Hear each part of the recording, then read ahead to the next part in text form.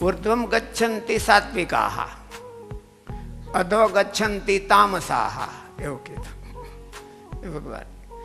અને રાજસ કર્મ કોને કહેવાય?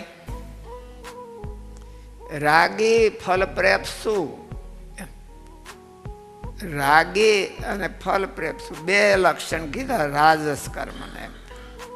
રાજસ ભાવ પ્રધાન રાખી, અને એક તો એમાં રાગ હોય કે હું આ કરું જ એમ, આ મારા એરિયામાં મારા દાયરામાં આવે છે તો બીજો કોઈ અહીંયા આવવો ન જોઈએ.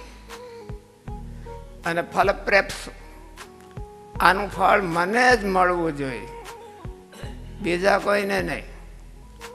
ભગવાન બીજાને કોઈને ફળ આપતા નથી, પણ એ તો પછી પાછળથી જે તાત્કાલિક ફળ હોય એ એકબીજા જોટાજોટી કરતા હોય છે.